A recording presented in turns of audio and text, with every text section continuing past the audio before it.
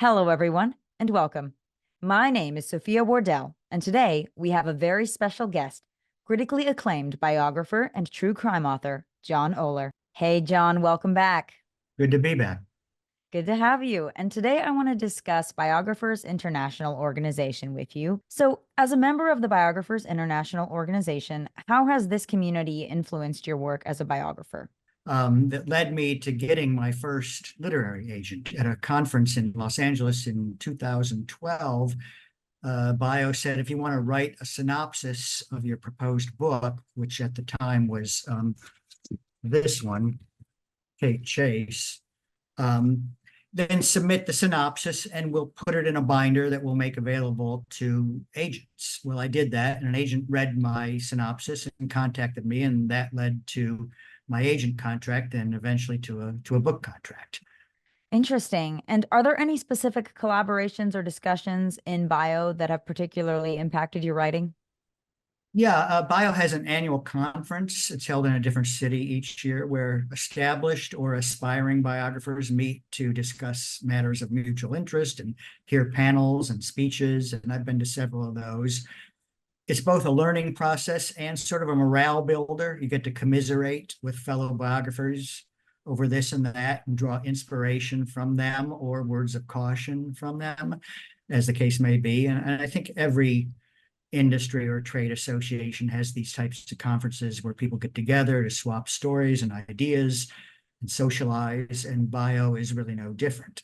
Bio also has a Facebook page for members where people can ask questions and seek advice from other members on various aspects of writing biographies, or where they can just publicize and tout their own work and toot their own horn a little bit.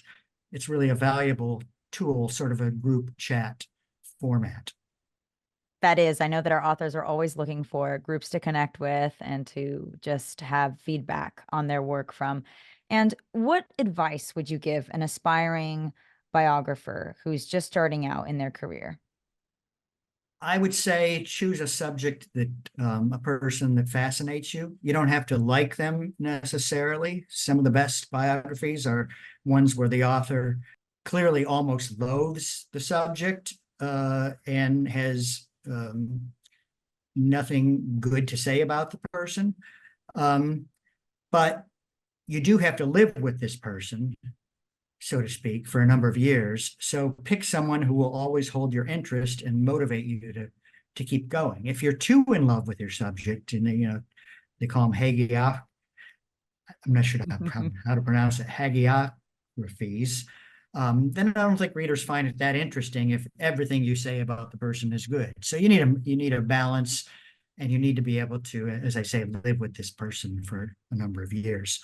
The other thing to consider as an aspiring biographer is, what kind of biography do you want to write? Do you want to write the traditional, what they call cradle to grave biography, where you start with their birth and maybe even their ancestors, and then you trace it through to their death? Or maybe what's become increasingly popular in recent years, a so-called slice of life biography covering only part of their life and career. Picasso, the red years or whatever. Right.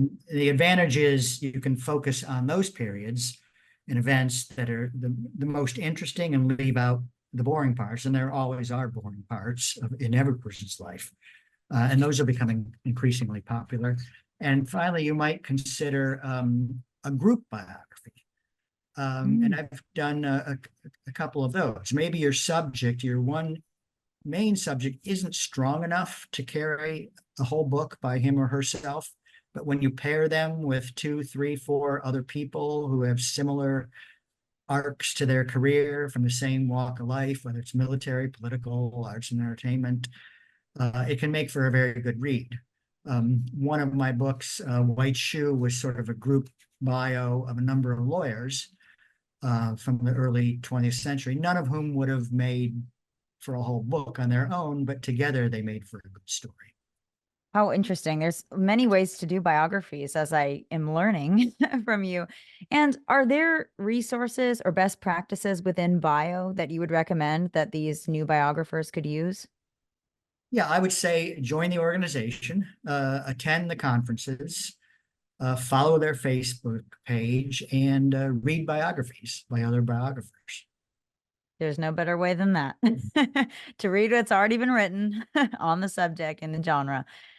And I want to close, John, with just asking you, what do you see as the future of biographical writing, particularly in the digital age when information is so readily accessible? Yeah, so of course we live in an age of short or at least shorter attention spans compared to the past. And by their nature, biographies call for sustained attention. So there's a little bit of tension there. But I think readers are always looking for in-depth treatments of people they find interesting, especially if you can provide them with information nobody else has ever unearthed. So Mm. my advice would be persistent in your research, keep digging, go deeper. There will always be a market for biographies that do that, whether in traditional book form or audio or digital or whatever else, whatever other formats come down the pike in the future. Well, John, thank you so much. That was wonderful insight on Biographers International Organization. Thank you. That's all the time we have for today. Thank you, everyone, for tuning in to today's interview with critically acclaimed biographer and true crime author, John Oller. Be sure to check out our website for more videos. Wishing you all a fulfilling and successful writing journey.